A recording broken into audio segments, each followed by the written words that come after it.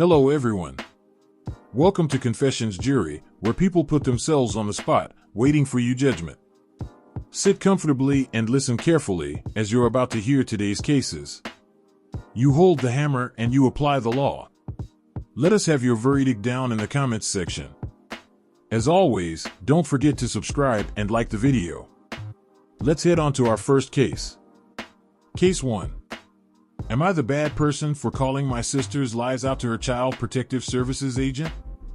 My 32F sister, 18F, has an almost 2-year-old son. She got pregnant 2mo after I did, dropped out of high school years before she got pregnant.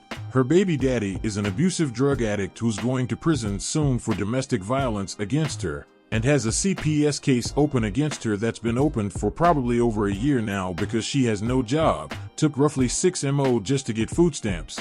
After I kept nagging her constantly and had to hold her hand through the entire process, relies on friends and family to help her with basic necessities like diapers, wipes, rides, and before she got food stamps relied on others for food too. She just recently, after nearly 2 years, got her son enrolled into no/low-cost childcare thanks to CPS helping get her referred. With family help, she's planning on enrolling into school in April and getting a part-time job in the meantime that's walking distance. I felt like all this back info was necessary to showcase how she is a mother, but still acts like an entitled child, relying on everyone to take care of not only her, but also her son, and the reason she has a CPS case open. Anyways, I had bought a new car when I got pregnant with my second child about a year ago and gave her my old car and put her under my insurance policy to try and help her and her son out. She stole and crashed our grandpa's car about 2 years before that, so in hindsight, I should have expected what was going to happen. She had it for roughly a year and ended up totaling it 2mo before it was officially paid off, and I was going to transfer the title to her name.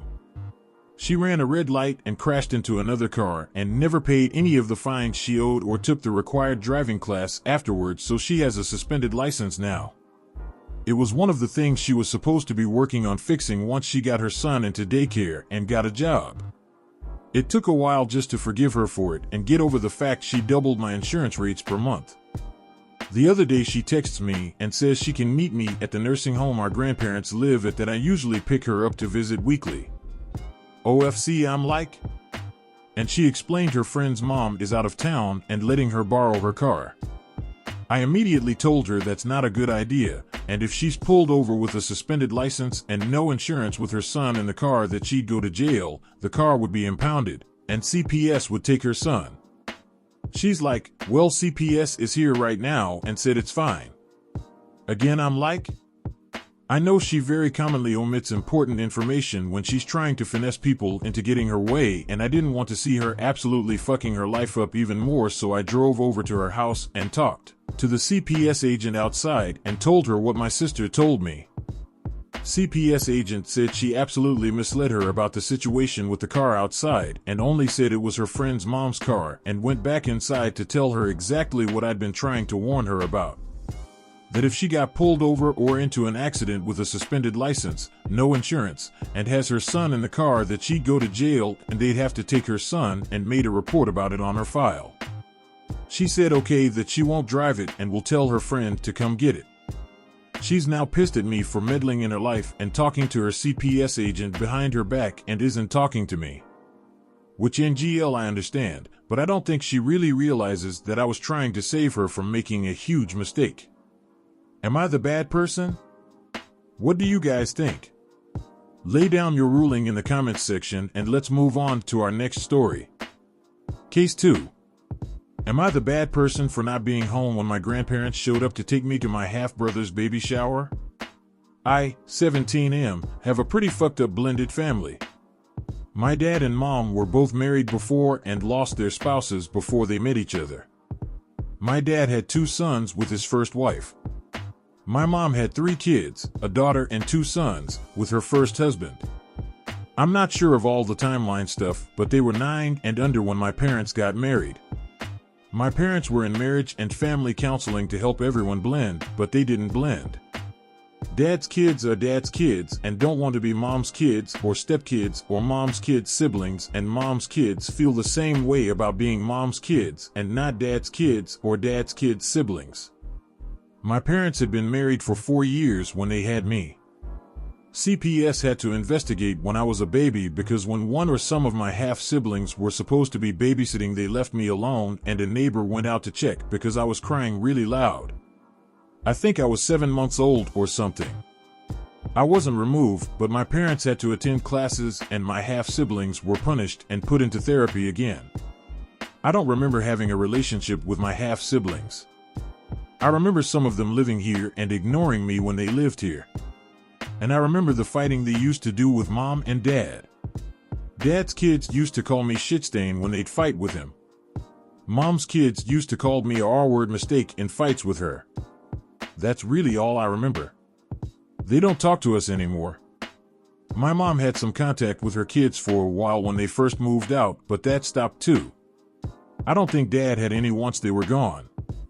My extended family on both sides has contact. Some of my half-siblings are married and some even have kids. Extended family were invited to those things, but we weren't. My parents have talked to my grandparents lately about finding ways to get me in the lives of my half-siblings, or at least to make sure I'm known by their families. One of Mom's sons is expecting a baby with his wife and the baby shower was last weekend. My parents and maternal grandparents decided I'd join my grandparents for the baby shower so I could interact with Mom's kids and their kids at the shower. I didn't want to go and I wasn't invited. But my parents and grandparents said I was going.